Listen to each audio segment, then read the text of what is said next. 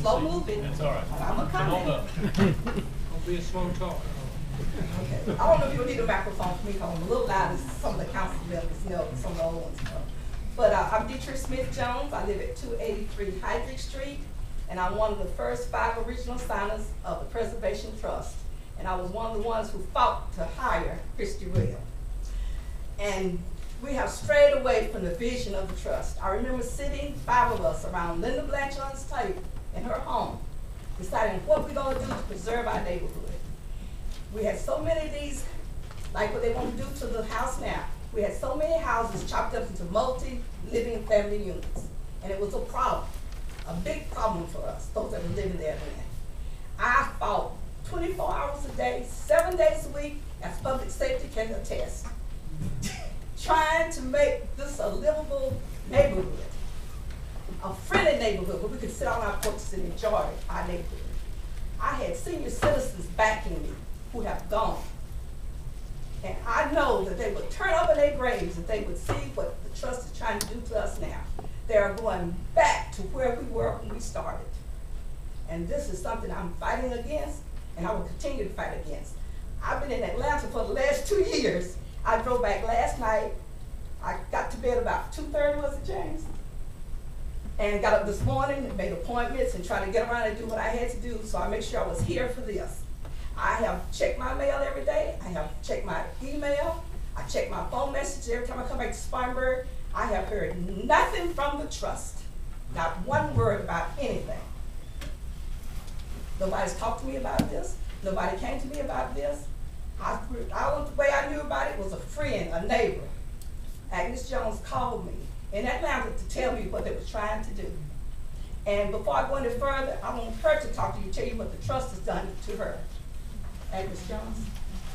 My name is Agnes Jones. I reside at 301 Heydrich Street. I inherited the home from my parents.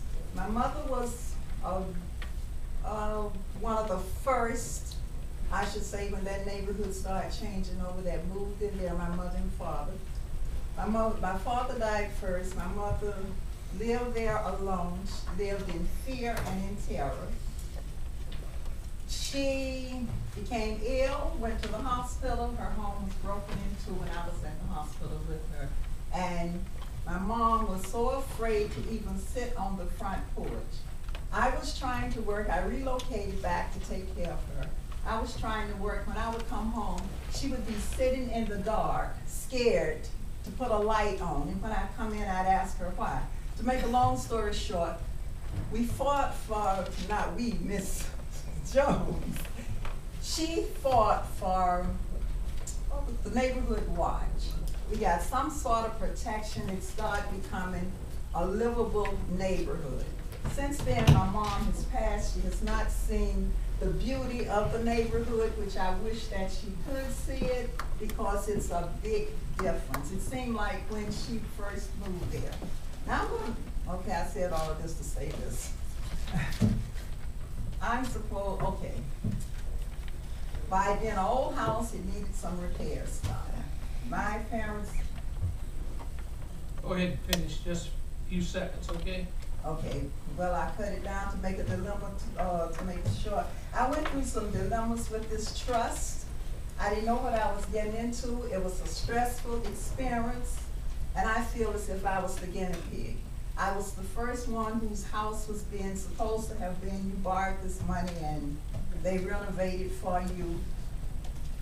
But it was a very stressful experiment. Like I said before, it was my kitchen floor was to be repaired, the ceiling in the bedroom, and when the inspectors came, they said I needed to have it rewired. All of this was done. The kitchen floor is a mess.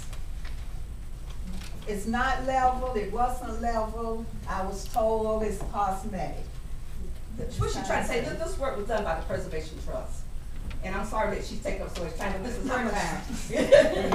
We're gonna have to cut now. Okay. Thank you very much. Yeah, I like to hear what she had to say. She's out of time. Let's go. But you gave, what you call more time? Hearing is over. Thank you, ma'am, for coming forward. That's fine. I just want people to understand Thank you that for we're your for remarks. My against the phone trust. number is in the book, you can call it, I'll be glad to anybody.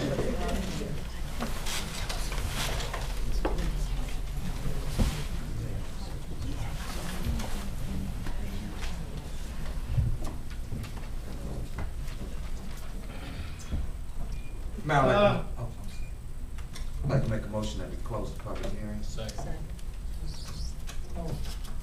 All in favor? Aye. All right, come out of the public hearing. Now, what we're supposed to do? Mayor, I'd like to make a recommendation that we table this ordinance, due to a lot of concerns. We're not clear on the parking addition that's going to be, presented there. It seemed like, the neighbors in the community was not contacting on what might have been going on. So I think we need to table this until we come back at another time with the number of parking spaces and the community contacting and let know what's gonna be going on, in that, area. All right, Mr. Reed just put a motion on the table for tables. Got a second? Mayor, when you table a motion and it's not debatable, you go straight to a vote. We have a motion and a second, so you go straight to a vote. All right, all in favor of the motion? Aye. Nay. So it's 6-1, motion passes.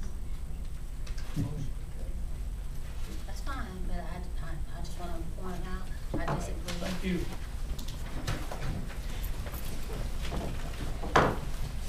Well, the motion was tabled. I think, probably need to do a little work and come back another time.